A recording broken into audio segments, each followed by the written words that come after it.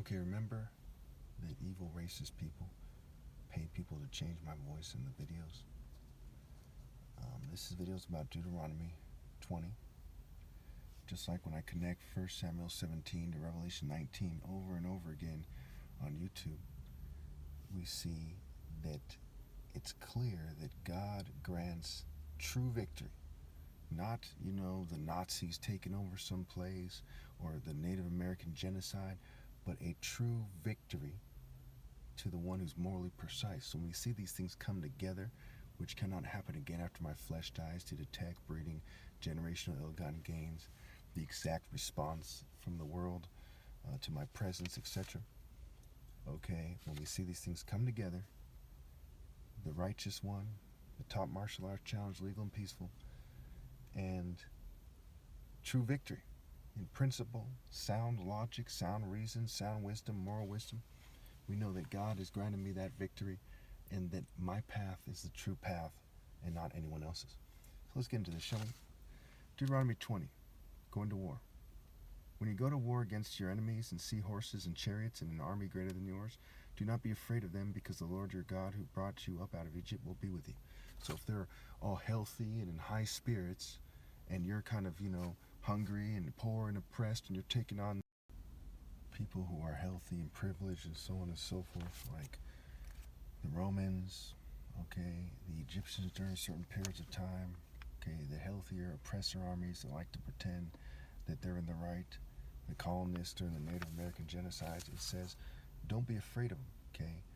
Just because their spirits are projected and you're being sabotaged doesn't mean that they're greater. They're not. So it says, do not be afraid of them, because the Lord your God who brought you up out of Egypt will be with you. When you are going to go into battle, the priest shall come forward and address the army. He shall say, hear Israel, today you are going to battle against your enemies.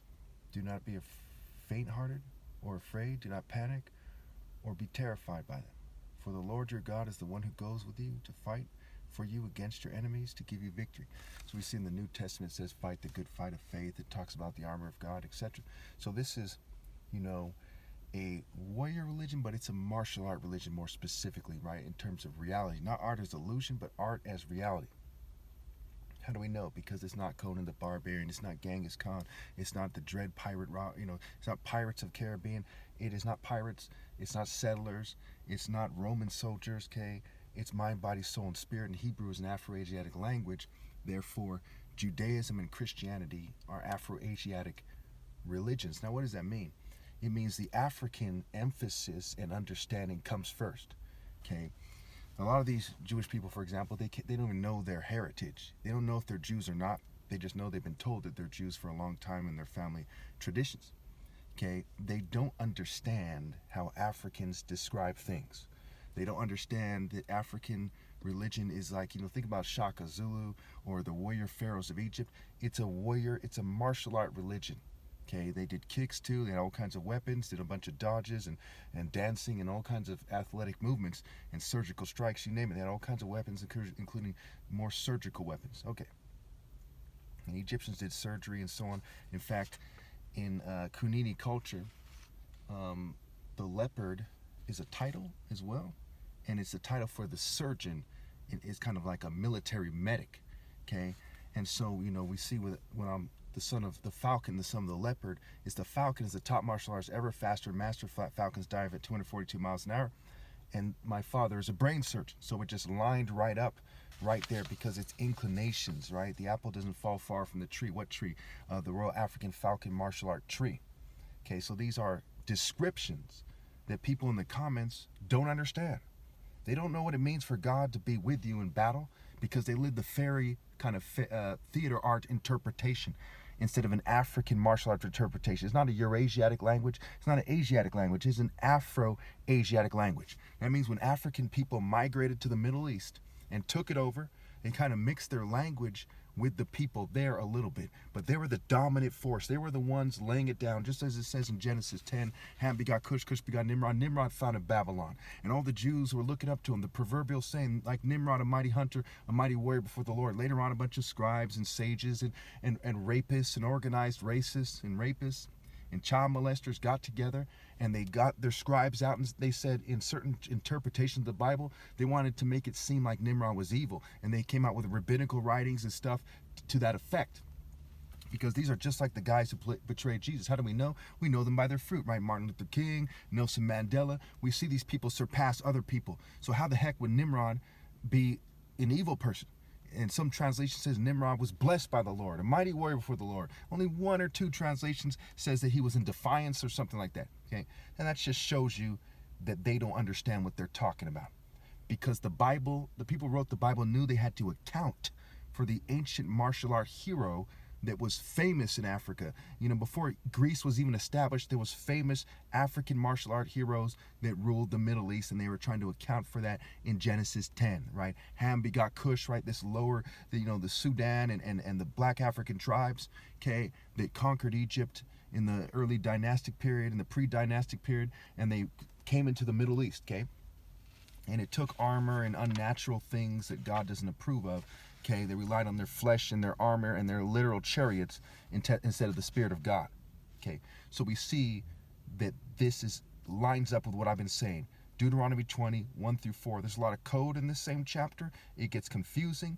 It talks about, yes, women are supposed to submit to me. Look at verse 14. As for women, the children, the livestock, and everything else in the city, you may take these as plunder for yourselves, and you may use the plunder the Lord your God gives you from your enemies. Now, what does it mean here? You know, obviously we see that Jesus is killed, John the Baptist is killed, Stephen the martyr. Can the Romans say, hey, that's fair and square? No, because God wasn't with them, just like God isn't with America. Okay, they're persecuting me. God's not with any nation. All the nations are drunk off the blood of the saints, like it says in Revelation. So what is it saying? It's saying that any woman who's a woman of God must submit to me, just like in Psalm 45, just like in Proverbs 11:22, where it says a woman who rejects good sense, okay, a woman who rejects Jesus' lead, good sense, good judgment, wisdom, discipline, what have you, is like a gold ring in a pig's snout. So these things belong to me. They were in defiance of God. I came back. It says like a thief in the night, but what that means, at a time when they're not ready and wickedness is punishing them, okay, like a thief would punish them, but that's not my soul per se. That's what God is allowing to happen. And then they're going to be marshaled into eternal fire. So already they're plunder, because all victories are in principle. If you have any questions, put in the comments. It's pretty straightforward what I'm saying. All victories are in principle.